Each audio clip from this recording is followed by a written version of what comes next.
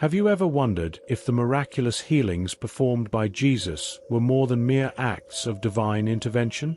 What if they were a window into a forgotten understanding of how belief, thought, and energy shape our physical reality?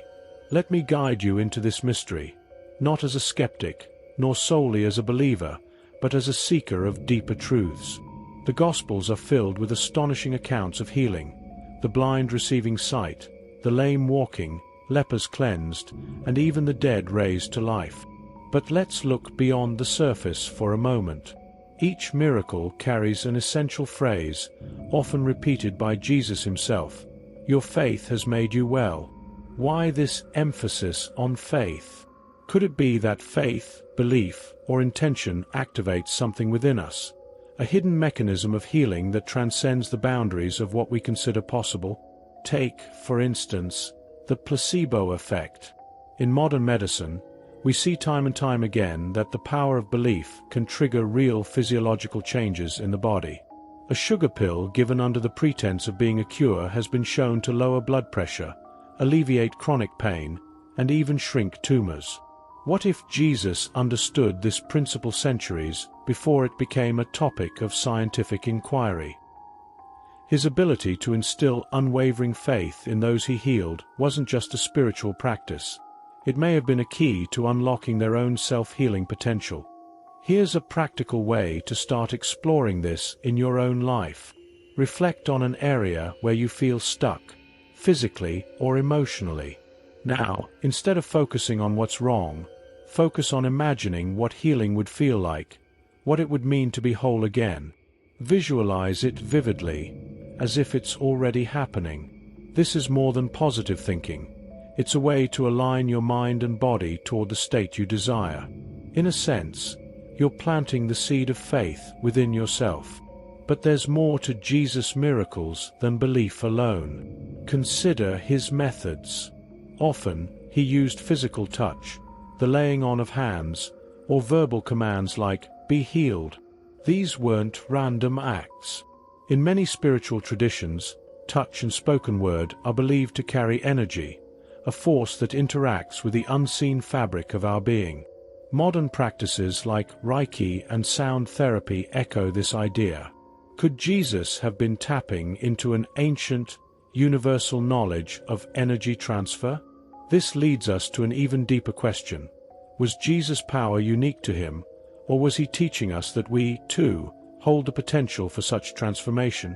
The answer may not be what you expect, and it's one that will carry us further into the layers of his teachings. Now that we've opened the door to the possibility that Jesus' teachings on healing could reveal hidden truths about the mind-body connection, let's go deeper. What if these miracles weren't just isolated events, but part of a greater framework? A blueprint for human potential that has been overlooked or misunderstood for centuries. Think about the story of the woman with the issue of blood in Luke 8. For 12 years, she sought help, only to find herself in worsening despair. But then she did something extraordinary. She pushed through the crowd, stretched out her hand, and touched the hem of Jesus' garment, believing with every fiber of her being that it would heal her. And it did. Jesus didn't initiate the miracle. He acknowledged it by saying, "Who touched me? I felt power go out from me." Now pause here. Let's unpack this. What kind of power was Jesus referring to? And why did the woman's act of faith seem to draw it out? In this interaction, Jesus wasn't performing a miracle in the way we imagine a magician casting a spell. Instead, he seemed to be a conduit, channeling a force that the woman's faith had activated. Her belief created the connection, like a key turning in a lock. But how can we, as modern individuals, access this kind of connection? Here's a practical exercise. Start by creating a moment of stillness in your day. Find a quiet space and focus on your breathing. Picture a light, warm and radiant, surrounding your body. As you breathe deeply, imagine that light entering areas of pain or discomfort. Speak words of affirmation to yourself, such as, "I am healing," "I am whole," "I am free." This isn't just wishful thinking. It's engaging your subconscious mind and priming your body to respond to positive intention. Let's take it a step further. In the healing accounts, Jesus often asked people to act in faith before their healing was complete. To the man with a withered hand, he said, "Stretch out your hand." To the paralytic, "Get up, take your mat and walk." These actions may seem small, but they are profound. They symbolized trust in the unseen, a leap into belief before evidence.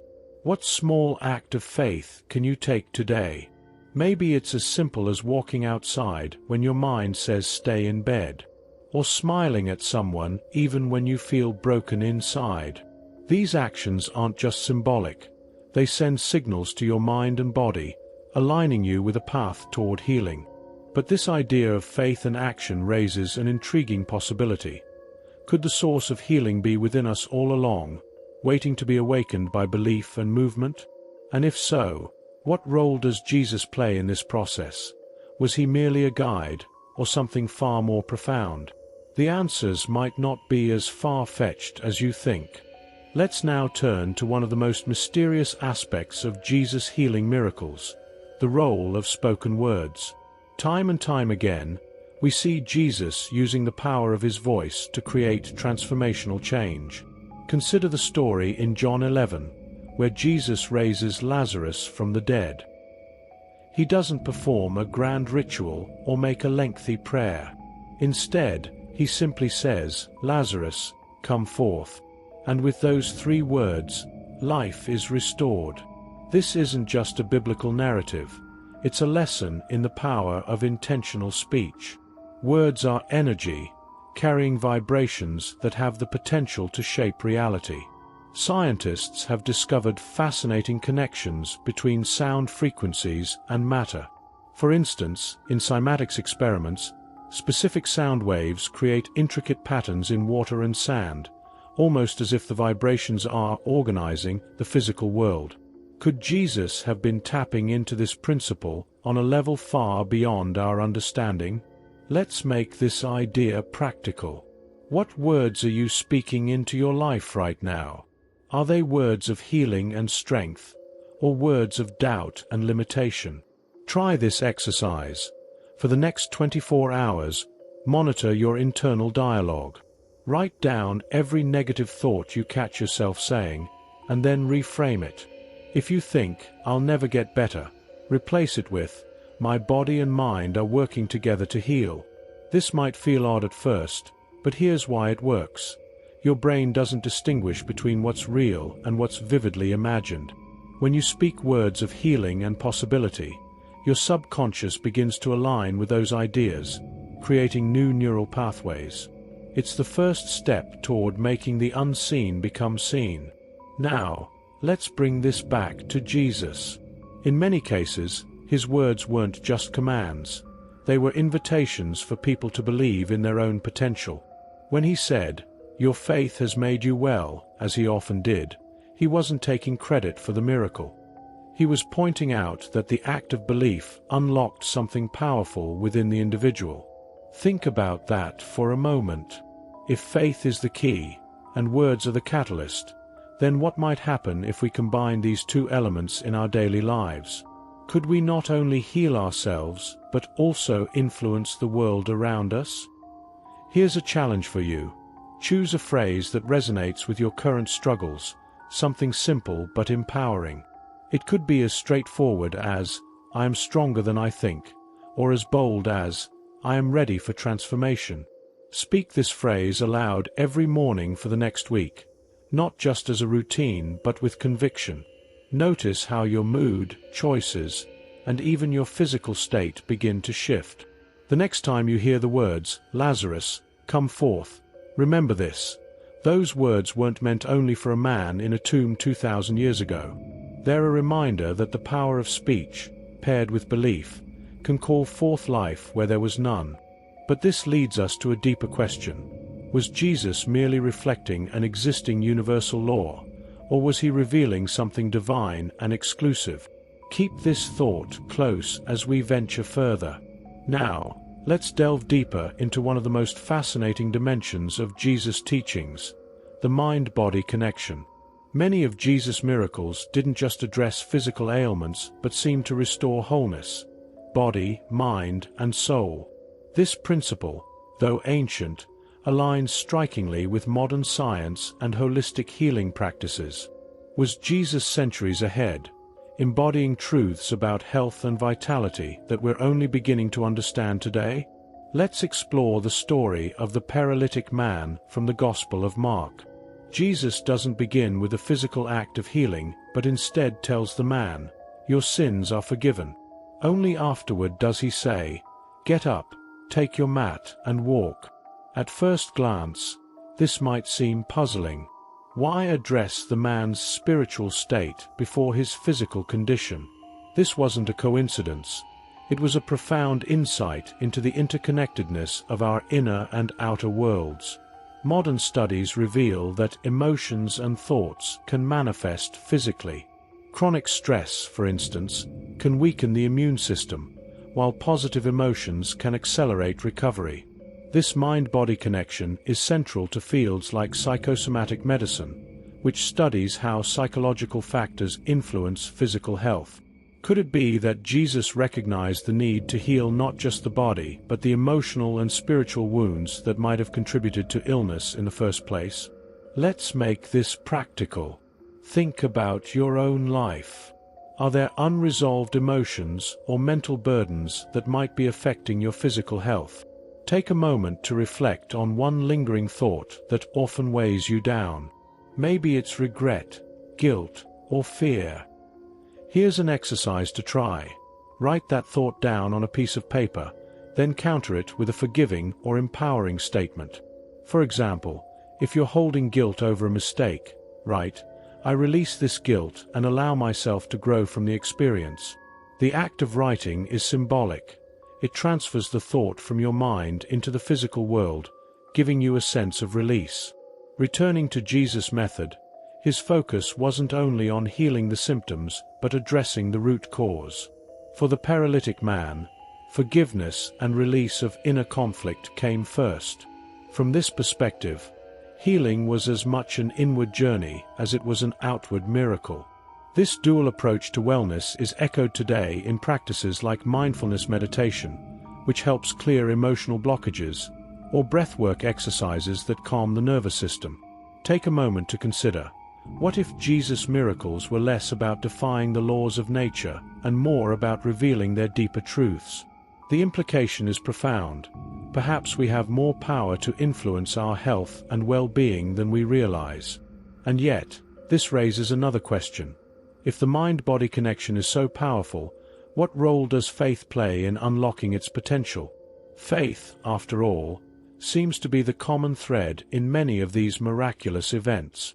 Before we uncover that mystery, let's examine another layer of Jesus' healing methods that often goes overlooked.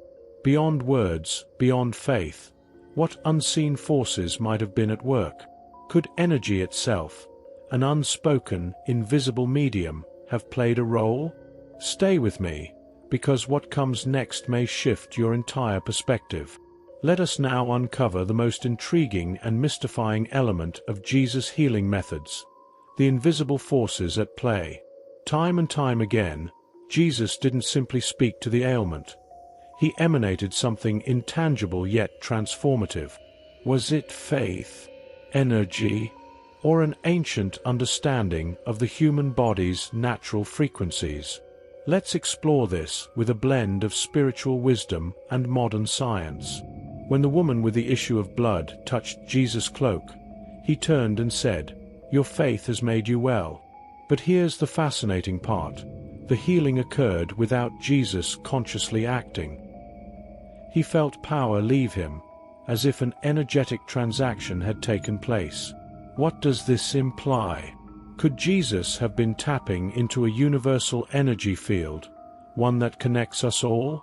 Modern science has begun to scratch the surface of such possibilities. Quantum physics speaks of an interconnected energy field where everything, every atom, every thought, is intrinsically linked. HeartMath studies reveal that the human heart generates an electromagnetic field that extends several feet beyond the body. Could it be that Jesus, with his heightened spiritual awareness, had mastered the ability to align this field with divine energy? And more importantly, can we learn to do the same? Here's a practical example. Imagine you're walking into a room where someone is upset. You feel it instantly, don't you? That's the power of energy. Similarly, when you're in the presence of someone radiating positivity, it uplifts you. Now, think of this on a grander scale. What if, through focused intention and faith, we could amplify our own energy fields to promote healing, not only for ourselves but for others? Try this. Place your hand over your heart, close your eyes, and breathe deeply. As you inhale, imagine divine energy filling your body, repairing and renewing every cell. As you exhale, visualize releasing any negativity or tension. This simple practice aligns your mind, body, and energy, creating a state where healing is more likely to occur. It's not magic. It's tapping into a natural process that's been embedded in us since creation. Now, let's circle back to Jesus' miracles. What if his healings weren't about breaking the laws of nature, but operating at a higher level of understanding within them? The same way sound frequencies can shatter glass, or light waves can burn through metal, Jesus may have been using energy as a tool to restore harmony within the body. And isn't that what healing truly is? A return to balance? This brings us to faith, the catalyst. Jesus repeatedly emphasized belief, saying, "If you have faith the size of a mustard seed, you can move mountains." Here's the hidden truth. Faith isn't just a passive hope. It's an active force that aligns your thoughts, emotions, and energy with the outcome you desire. It's as though faith acts as a bridge, connecting us to the unseen forces that govern the universe. But this leads us to one final, tantalizing question. If Jesus' teachings and actions hold the key to unlocking our full potential, what else might they reveal? Could there be even deeper truths, waiting to be uncovered? Truths that transcend healing and touch the very essence of creation itself? Let's explore this together in the next chapter of this journey.